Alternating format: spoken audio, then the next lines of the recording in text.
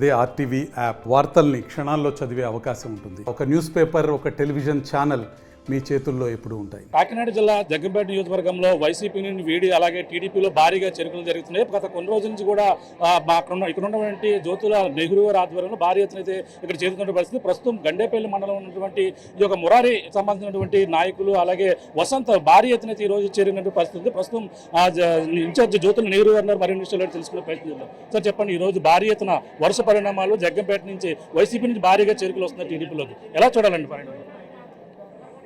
ఇది పరిణామాన్ని ఎలా చూడడం ఏముంది సార్, ఎప్పుడూ కూడా ప్రభుత్వం మీద వ్యతిరేక పవనాలు వీడుతున్నప్పుడు ఖచ్చితంగా కార్యకర్తలు అనేవాళ్ళు, నాయకులు అనేవాళ్ళు ఆ పార్టీని వదిలి బయటకు వచ్చేటటువంటి పరిస్థితి ఉంటుంది. అదే పరిణామం ఇవాళ ఇక్కడ సుస్పష్టంగా కనిపిస్తుంది.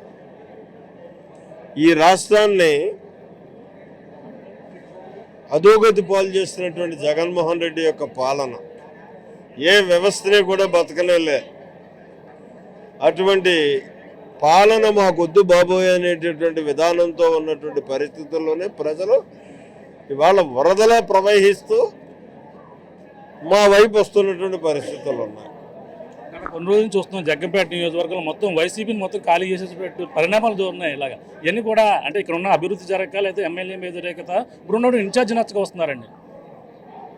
ఇక్కడ జగ్గంపేట నియోజకవర్గంలో ఒక ప్రత్యేకమైనటువంటి పరిస్థితి.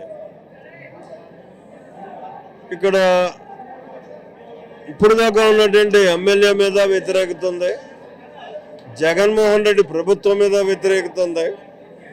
రెండు ఇన్ఛార్జిగా వచ్చినటువంటి ఇన్ఛార్జి పాతోడేం కాదు,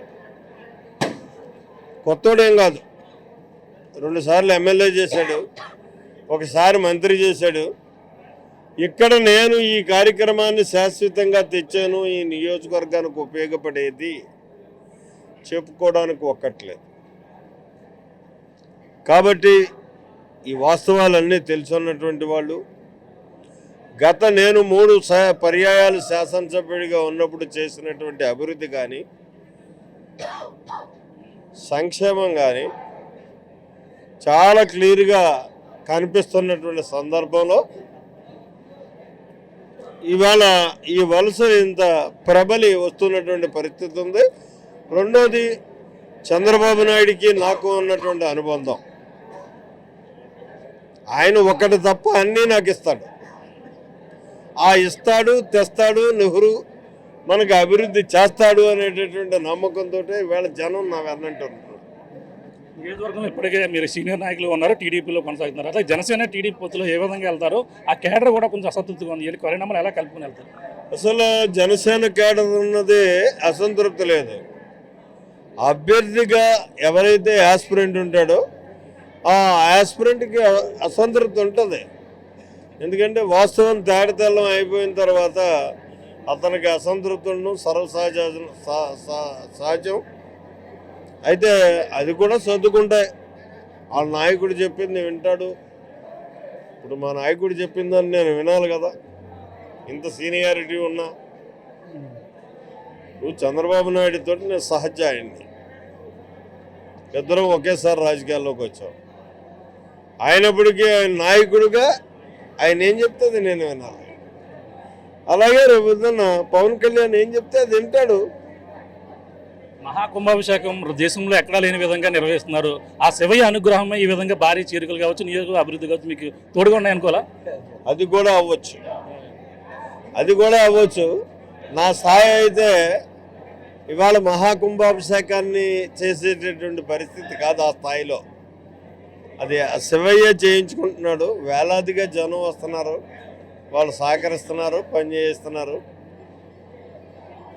అది ఒక రకంగా నా జన్మ ధన్యమైనట్టే. ఇప్పుడు కార్యక్రమం పూర్తవబోతుంది. ఎప్పుడు మహాకుంభాభిషేకం జరగబోతుంది? మహాకుంభాభిషేకం రేపు ఫిబ్రవరి 14వ తారీఖున, అంటే 11 నుంచి ఈ జ్యోతిర్లింగాల ప్రతిష్ఠ ప్రారంభం అవుతుంది. 14వ తారీఖున ప్రతిష్ఠ ఉంటుందండి. 11, 10, 11, 13, 12 ఈ 4 రోజులు కూడా అక్కడ ప్రక్రియలు, పూజా ప్రక్రియలు ఉంటాయి. అవి అయిన తర్వాత 14ని జ్యోతిర్లింగాల ప్రతిష్ఠ ఉంటుంది. ఆ ప్రతిష్ట అయిన తర్వాత ఫిబ్రవరి 26ని మహాకుంభాభిషేకం ప్రారంభమవుతుంది.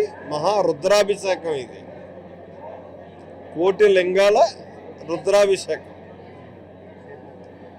ఇది ఫిబ్రవరి 26న స్టార్ట్ అవుతుంది. ఈ మార్చి 7వ తారీఖున పూర్తవుతుంది.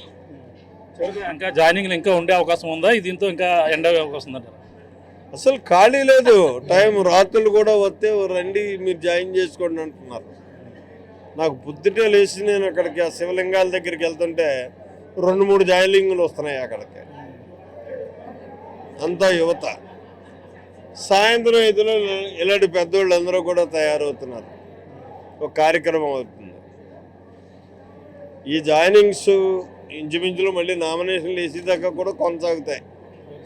Thank you sir. చూస్తున్నా ఇదే పరిస్థితి. ప్రధానంగా చూసుకుంటే జగ్గంపేట నియోజకవర్గంలో రాజకీయ పరిణామాలు మారిన నేపథ్యంలో అక్కడ వైసీపీ ఎమ్మెల్యే ఉన్నటువంటి వాళ్ళందరికైతే సీటు రాని నేపథ్యంలో అసంతృప్తి ఉన్నటువంటి వైసీపీ నాయకులందరూ కూడా వలసపాట పడుతున్నారు. అలాగే టీడీపీలో భారీగా చేరికలు అయితే జరుగుతున్న పరిస్థితి. అంటే వైసీపీని ఇప్పటికే గత కొన్ని రోజుల నుంచి నియోజకవర్గం మండల స్థాయి నాయకులు అలాగే కింది స్థాయి నాయకులందరూ కూడా వైసీపీని వీడుతున్నారు. అలాగే టీడీపీలో భారీగా జ్యోతుల నెహ్రూ ఆధ్వర్యంలో చేరుతున్నటువంటి పరిస్థితి ప్రధానంగా ఉంది. ఈ యొక్క పరిణామాలు చూసుకుంటే మళ్ళీ ఇంకా వరుసగా నామినేషన్ ప్రక్రియ వరకు జాయినింగ్లు ఉంటాయని భారీ ఎత్తున ఇక్కడ నియోజకవర్గంలో గతంలో నేను చేసిన అభివృద్ధి కావచ్చు, గతంలో చేసిన ఇప్పుడు ఉన్నటువంటి ఎమ్మెల్యేలు కూడా ఎవరు ఏమీ చేయలేదు కాబట్టి మళ్ళీ నన్నే ఆశీర్వదిస్తారు నియోజకవర్గ ప్రజలందరూ కూడా. మళ్ళీ ఈ జగ్గంపేట నియోజకవర్గంలో తెలుగుదేశం జెండా జనసేన టీడీపీ ప్రభుత్వం కూడా ఏర్పాటు చేయబోతుందని జగ్గంపేట ఇన్ఛార్జ్ జ్యోతుల నెహ్రూ గారు చెప్తున్న పరిస్థితి ప్రధానంగా ఉందని చెప్పాలి. ఇది కూడా తాజా పరిస్థితి. మనం బాలుతో ప్రకాష్ RTV జగ్గంపేట నుంచి. మరిన్ని వీడియోస్ కోసం ఛానల్ ని సబ్స్క్రైబ్ చేయండి. లేటెస్ట్ అప్డేట్స్ కోసం వాట్సాప్ ఛానల్ ని ఫాలో చేయండి. అండ్ లింక్ డిస్క్రిప్షన్ లో ఉంది.